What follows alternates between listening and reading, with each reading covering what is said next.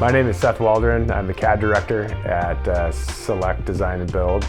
I've been here for 4 years or so, plus or minus. Been with the Polish brand for 14 to 15 years, so I've been around for a minute. So the structural drawings come together really as soon as we start conceptualizing a plan.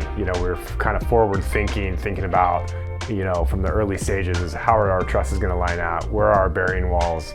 So we're thinking about that opposed to just coming up with a design and then hoping it works later on. So it kind of puts us ahead of the game. So when we do transition into the structural development of the plan, we're a little bit ahead. We want a product that is going to reflect the design as best as possible through structure.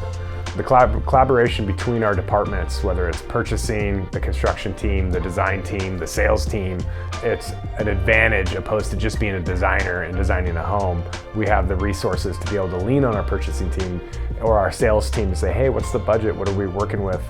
So to be able to work with a team on strategizing, we bring everything to the table, put our best foot forward, and hopefully have the best product that we can. Homeowners' expectations on structural design or their knowledge, it varies. You have some people that are coming in and it's their first time they've built a custom home, and then you have others that it's their 5th or 6th. So we try to treat them as the common lowest denominator as far as making sure up front that they know that the choices they make during the design phase will directly reflect on the structural phase and ultimately on their budget. So we try to take those expectations that they have and let them know, hey, if we do X, Y, and Z, that you can get the same thing that you want, but still kind of hit the budget that you're after or whatnot.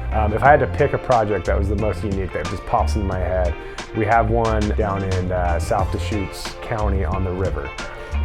The Langfords came into us and they wanted their dream home, their retirement home. Well, it happens to be right on the Deschutes River where you have county land use applications that you got to get through. You have to get state approval because it's on the river. We have an ARC review board, and then you have the homeowners that want what they want. And so we ended up redesigning a plan that would work, keeping everything where it needed to be, far enough away from the river, meets the ARC's needs, get through land use. It was probably a year and a half. I remember when we pulled that permit, we broke ground. I was like, we're actually building this house. Is this really happening?